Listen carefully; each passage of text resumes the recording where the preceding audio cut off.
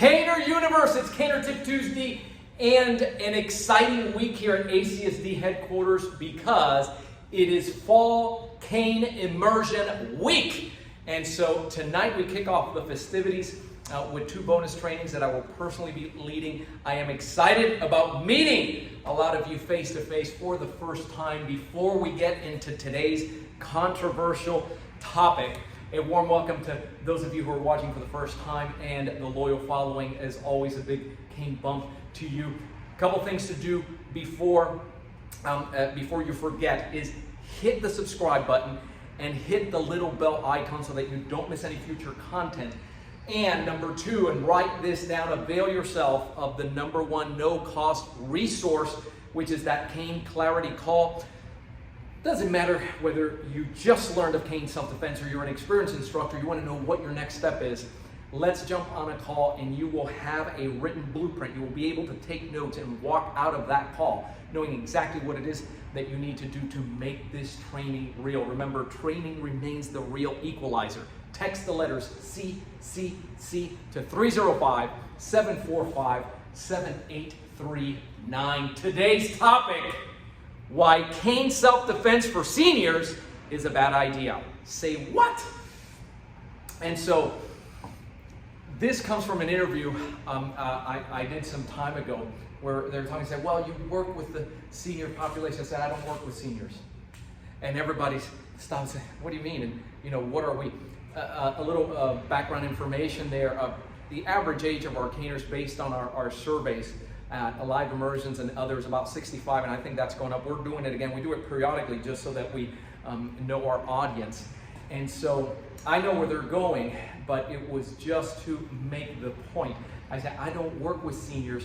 I only work with vintage cane athletes. And they thought that was a lot of fun. I always say, what do you want to be? You want to be a senior with a cane, or you want to be a vintage cane athlete, with hints at the fact that we train differently. So I see this population different. Why do I say that it's a bad idea? This whole concept of cane self-defense for seniors. It comes from the idea, when you do that, it implies that this population is weaker, slower,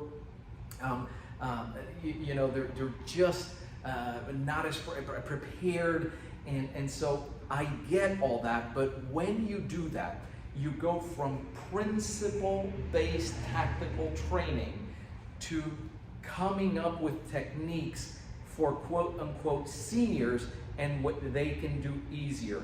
And that can get you in a world of trouble. And I'm going to give you a visual of that as always to demonstrate. And the first thing I'm going to do is switch over to a padded drone so that we can make some contact safely. Remember what I always tell you about drones.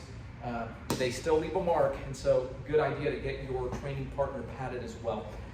You go, what is typically what is taught first with the cane? What has traditionally? Well, how about basic blocks and strikes? And so the concept is that if you can go from here to here and there's any type of movement, there's some type of block or some type of something coming over and we're doing this or coming down low, and it sounds like it's logical.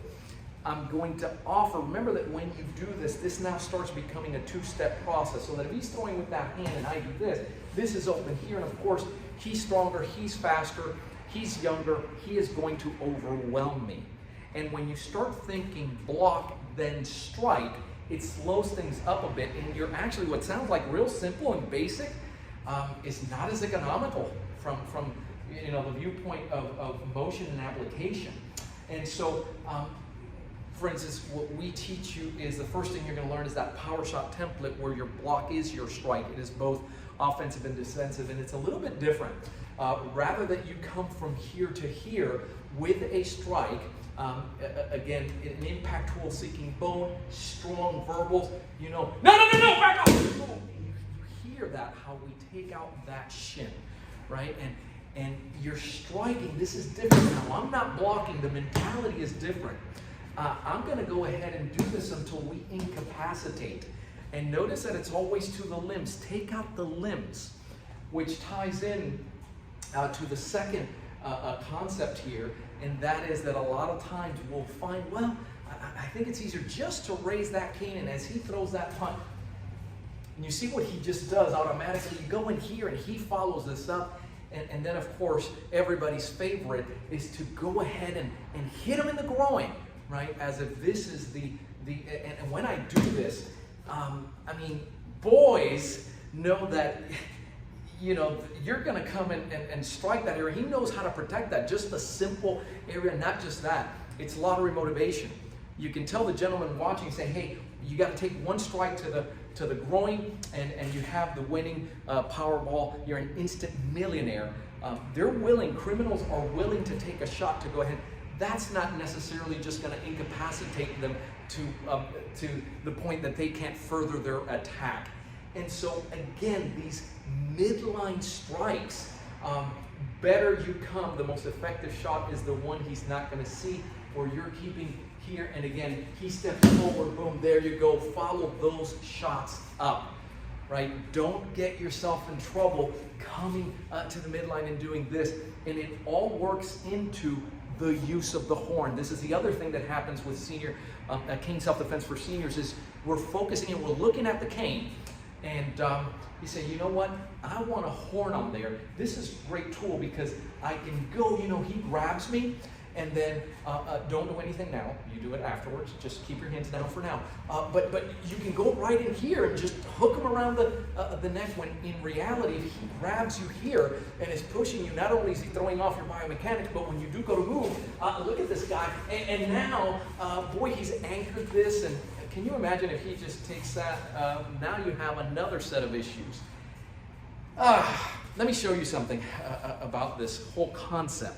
And I brought this up many times before, but this is one of the things.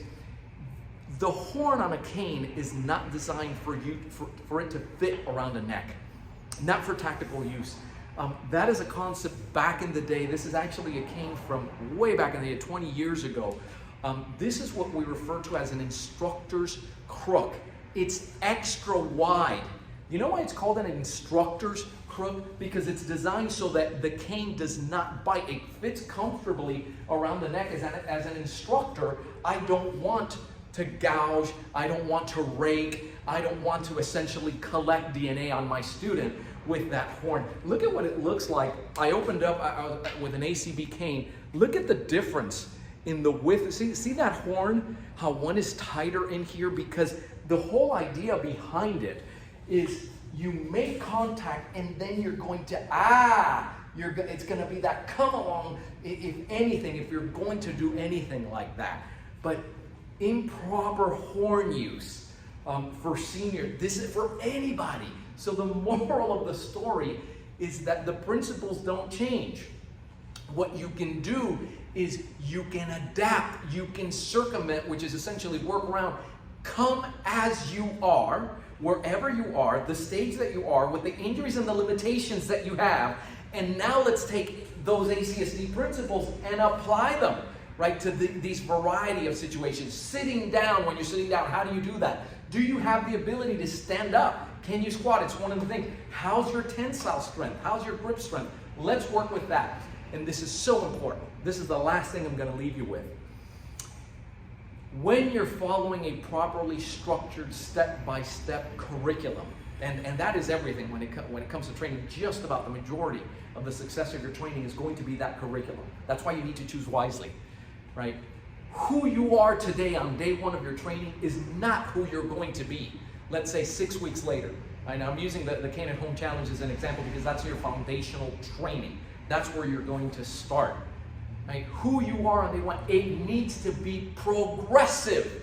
It needs to be challenging to the brain, and it needs to be challenging physically, because without the challenge, there is no progress. And without the progress, there is no transformation. You see? And so, but in order to do that, it requires a step-by-step curriculum. And the way you do that, folks, is it all begins with that simple conversation. You can look around at everything that's out there. You can check it all out. When you're ready to do this and do this properly, then just pick up that phone and text CCC to 305-745-7839, and we'll have a conversation. Okay, and you can take a look and see the approach that we take with this. and how during pandemic times alone you have over 200 certified cane leaders that have found the foundation in the enjoyable cane journey. Thank you all for watching. Feel free to comment, keep caning, and stay safe.